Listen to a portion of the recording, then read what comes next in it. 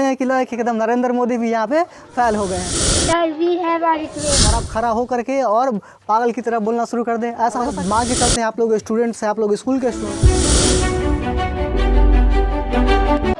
Sir we have a request. बोलो क्या बात है? इंडिपेंडेंस डे के लिए स्पीच कैसे प्रिपेयर करें वो सिखा दीजिए। जी ज़रूर सिखा देंगे, ठीक है, जाइए बैठिए। तो जैसा कि आप सबका रिक्वेस्ट है कि हम आप लोग को ये सिखाएं कि इंडिपेंडेंस डे के लिए हम लोग स्पीच कैसे प्रिपेयर करते हैं, तो चलिए हम लोग बहुत अच्छे से डिटेल में इसको समझेंगे और सीखेंगे।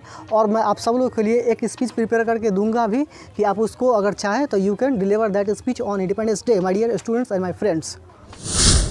तो सबसे पहले हम लोग समझेंगे कि ये जो स्पीच है, हम लोग कोई भी जो स्पीच लिखते हैं उस स्पीच में कितने पार्ट्स होते हैं, हम लोग कैसे स्पीच को अच्छे से प्रिपेयर करेंगे।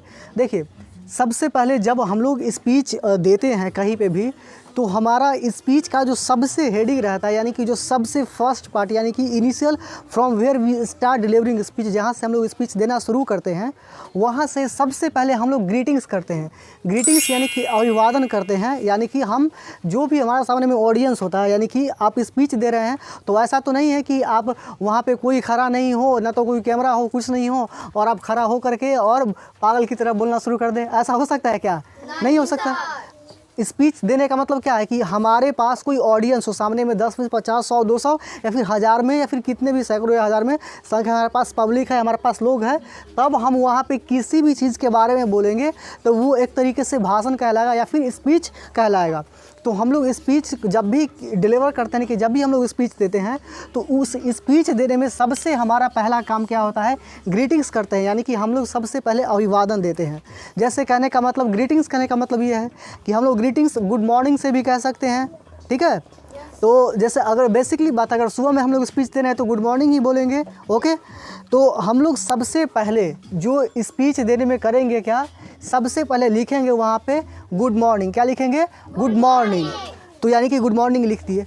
अब एक बात है, गुड मॉर्निंग हम बोलेंगे किसको?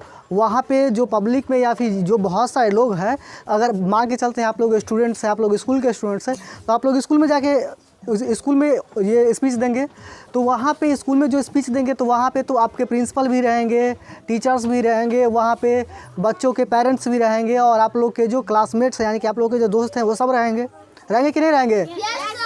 तो वहाँ पे हम कह सकते हैं गुड मॉर्निंग रिस्पेक्टेड, या फिर रिस्पेक्टेबल, या फिर वनरेबल, ऑनरेबल कह सकते हैं। ऐसे कहेंगे, good morning respected principal, teachers, parents and all my dear friends. यानी क्या कहेंगे? देखिए बात समझिए, जो हमारा ग्रीटिंग्स का जो लाइन होता है, क्या होता है हमारा, अभी मैं सारी चीज़ों को लिख के ही बताऊंगा, बट पहले हम लोग अभी वर्बली समझते हैं अच्छे तरीके से, ताकि आप खुद से भी स्पीच तैयार कर सकते हैं। देखिए क्या है, सबसे पहले क्या लिखेंगे? Good morning to respected principal, teachers, parents and all my dear friends, या फिर ऑल माय लवली फ्रेंड्स, ये लिखेंगे।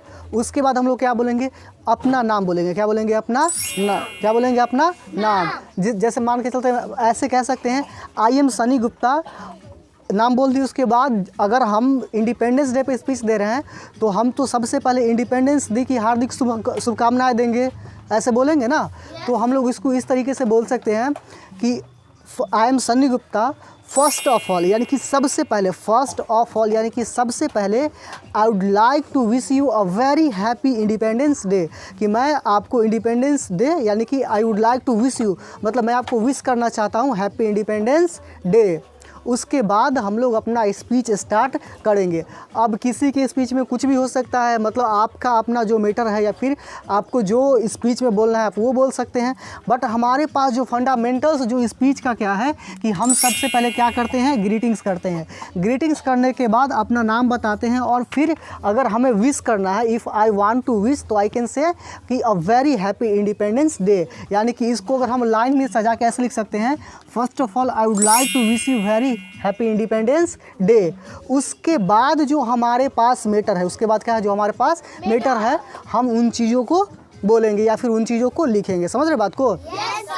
मतलब इतना चीज़ें तो यूनिवर्सल, इतना चीज़ें तो रहना ही रहना है। गुड मॉर्निंग तो रहेगा ही, रिस्पेक्टेड या फिर रिस्पेक्टेबल, ऑनरेबल, वेनरेबल, जो आपके पास मन है वैसे लिख सकते हैं। क्या लिखेंगे? Good morning respected principal, teachers, parents and all my dear friends.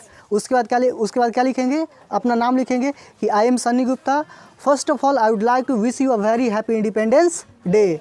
उसके बाद हम अपना मैटर लिखेंगे। जब हम अपना मैटर लिख चुके होंगे तो आप इस बात को समझिए कि छोटे बच्चे हैं, ठीक है, बात समझ रहे हैं, तो मतलब कि कम स्पीच देंगे, मतलब ज़्यादा देर तक नहीं बोल पाएंगे, या फिर स्पीच को शॉर्ट रखना यानी छोटा रखना है स्पीच को, तो हम लोग क्या करेंगे वहाँ पे, लेकिन एटलीस्ट छोटा, कितना भी छोटा रखें, लेकिन कम से कम आप 2 पैराग्राफ, यानी कि जैसे कि आप मान के चलते अगर आप 5 लाइन लिखे, 5 लाइन या फिर 6 लाइन लिख लिए या फिर 7 लाइन लिख लिए, तो उसको लिखने के बाद वो 1 पैराग्राफ हो गया, और फिर से पैराग्राफ चेंज करके आपको कुछ और स्पीच लिखना है।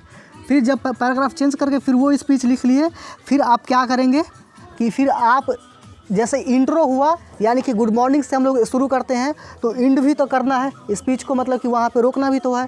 ऐसा तो नहीं कि बोलेंगे तो बोलते ही चले जाएंगे, रुकेंगे कहीं पे।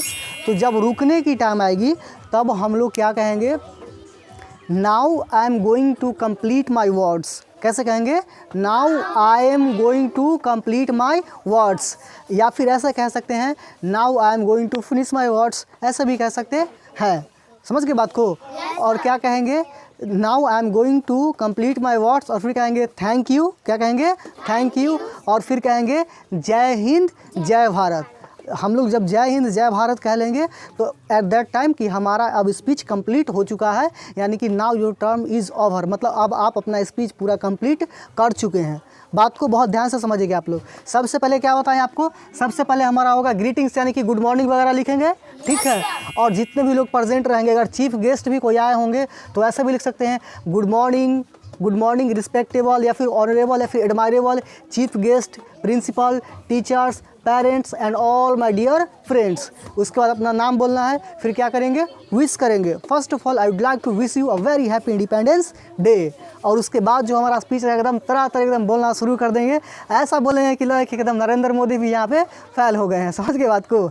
और उसके बाद मतलब बहुत, और जब भी आप स्पीच दें तो आप इतना चीज़ रखें हमेशा जुबान पे, मतलब कि थोड़ा सा स्माइल रखें, थोड़ा सा क्या रखें, स्माइल।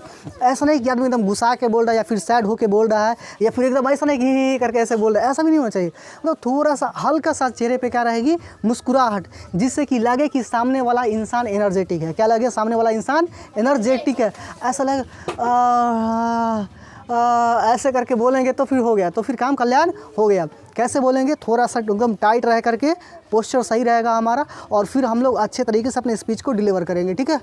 तो जो हमारे पास जो कंटेंट में, यानी कि जो हमारे पास स्पीच क्या रहेगी, किस तरीके से लिखते हैं, मैं आप लोग को लिख के भी बता देता हूँ, ठीक है। तो माय डियर फ्रेंड्स, जैसा कि आप देख सकते हैं कि मैं यहाँ पे एक स्पीच लिख चुका हूँ, और हम लोग इसको पढ़ेंगे और आप इसे लिख लेंगे अपने नोटबुक में। देखिए, good morning respectable principal, teachers, parents and all my dear friends, I am Ashish Kumar. First of all, I would like to wish you a happy Independence Day. यानी कि मैं सबसे पहले मैं आपको विश करना चाहता हूँ हैप्पी इंडिपेंडेंस डे। इसके आगे ये तो मैं समझा ही चुका हूँ ऑफ कोर्स। ओके, अब हम लोग यहाँ से समझेंगे।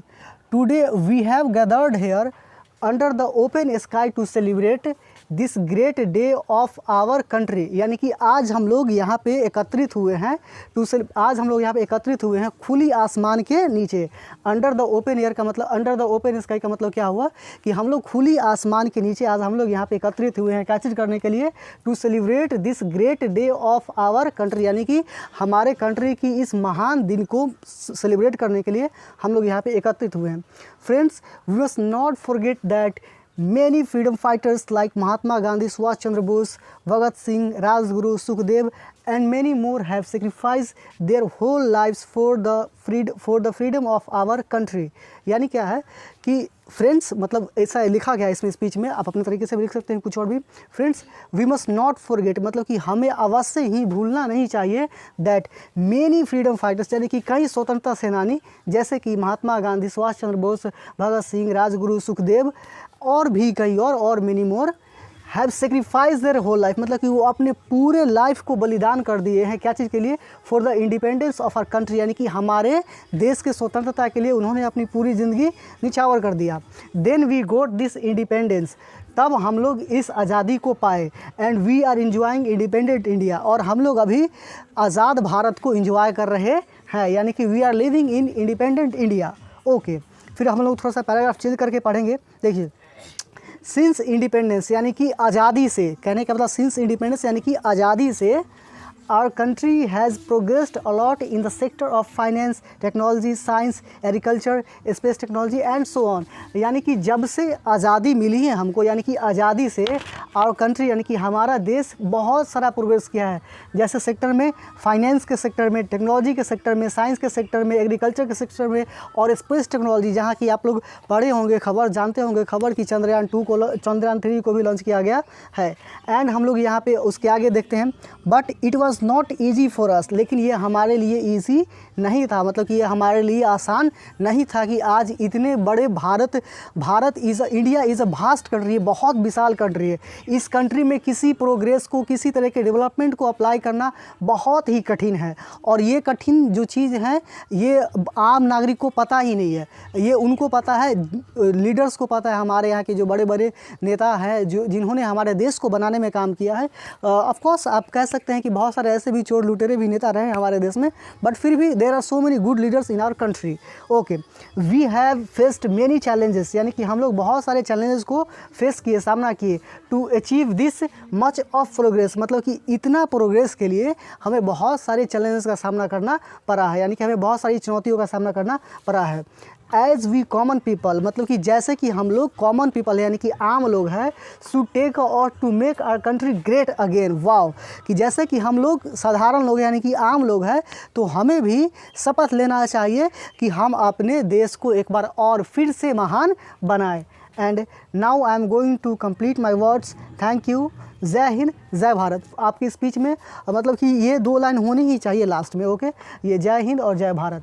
तो अब आई होप कि मैं आशा रखता हूँ कि आपको समझ में आ गया होगा और आप इसे नोट कर लेंगे, ताकि आप जब भी स्पीच दें तो आप इसे याद रख लेंगे अच्छे तरीके से और आप इस तरीके से। अच्छा, एक और बात, आप खुद से भी अगर आपको इतना आता है, अगर इंग्लिश थोड़ा हल्का फुल्का जानते हैं सेंटेंस को बनाना, तो आप हल्का फुल्का तोड़ मरोड़ करके आप अपने हिसाब से भी कुछ लिख सकते हैं, कुछ ऐड कर सकते हैं, कुछ हटा सकते हैं, ताकि आपके लिए और ये फ्लेक्सिबल हो जाए। सो माय डियर फ्रेंड्स, मैं आशा रखता हूँ और आई होप कि आपको ये चीज़ समझ में आई होगी और आप जान गए होंगे कि स्पीच को कैसे देना है। So thank you very much for watching.